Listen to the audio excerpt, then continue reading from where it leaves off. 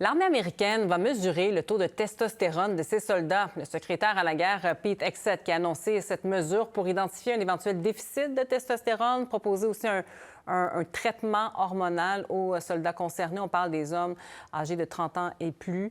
Alors, pour en discuter, je rejoins le docteur Rémi Rabaza-Loré, endocrinologue. Bonjour. Bonjour. Alors, votre réaction d'abord quand vous avez vu la nouvelle, c'est assez inusité. Ça semble invraisemblable même, non? Je pense que le mot invraisemblable est tout à fait approprié. C'est une vision qui est clairement pas médicale, probablement à la limite du masculinisme. Mais si l'idée, c'est de doper à la testostérone les militaires américains pour qu'ils se transforment en Rambo, ça ne fonctionnera pas. Il y aura plein d'effets secondaires et beaucoup plus d'inconvénients que d'avantages. Oui, parce que ce que dit Pete Hegseth, c'est qu'on veut que l'armée fonctionne, si je me rappelle bien de sa citation, là, au meilleur de sa capacité. Vraiment, un traitement hormonal peut augmenter certaines performances physiques? Alors, ça peut être un dopant, ça fait partie des dopants qui ont été connus dans certaines disciplines. Ça ne veut pas dire que donner de la testostérone à toute personne déficitaire donne des bénéfices. La médecine est absolument pas claire de ce point de vue-là. Ça l'est quand il y a des symptômes. Le problème, c'est que ces symptômes peuvent être très atypiques.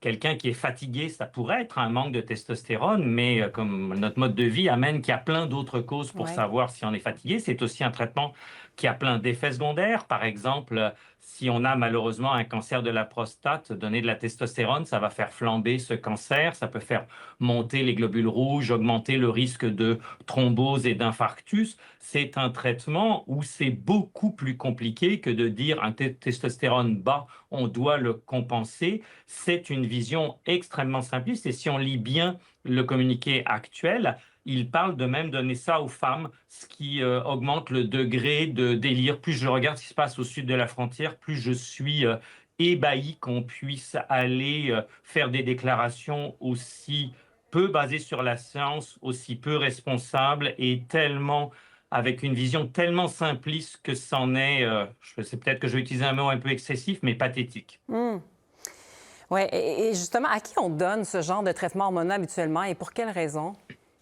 Alors, il peut y avoir des bonnes indications. Quelqu'un qui, malheureusement, aurait dû avoir les testicules enlevés, par exemple pour un cancer, le remplacer, c'est tout à fait approprié. Dans certains cas de taux très bas qui se traduisent, par exemple, par des dysfonctions sexuelles, il peut y avoir un bénéfice. Mais d'une façon générale, la majorité des taux bas que l'on récupère, comme moi comme endocrinologue, c'est lié beaucoup plus au mode de vie ou aux problèmes des problèmes fréquents. Par exemple, l'obésité, surtout l'obésité abdominale, est quelque chose qui va donner un taux de testostérone bas et aider les gens à perdre du poids. Ça n'est pas facile et je parle ici d'une perte de poids pour la santé et pas pour des aspects esthétiques, va donner un bien meilleur effet que de remplacer la testostérone si on est face à quelqu'un qui a un taux de testostérone bas relié à de l'obésité abdominale. Aux États-Unis, on parle de faire des tests de dépistage tous les ans là, chez les soldats pour vérifier justement le niveau de testostérone.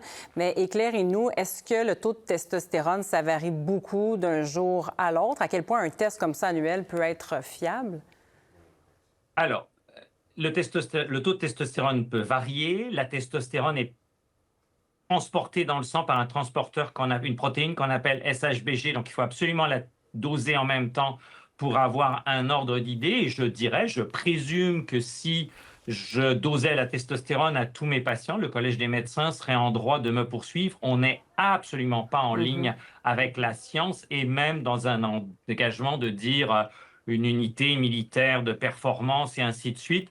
C'est totalement en dehors des évidences actuelles, probablement même dangereux au sens pour la santé des personnes qui se verraient exposées à un traitement de testostérone sans symptômes. C'est une baisse de testostérone dans un contexte particulier avec des symptômes. Et encore une fois, certains de ces symptômes-là peuvent avoir plein d'autres causes. J'ai pris l'exemple de la fatigue. On peut être fatigué pour plein d'autres raisons qu'un taux de testostérone bas. C'est une vision simpliste de la médecine qui est malheureusement apparemment celle qui est en vogue au sud de notre frontière.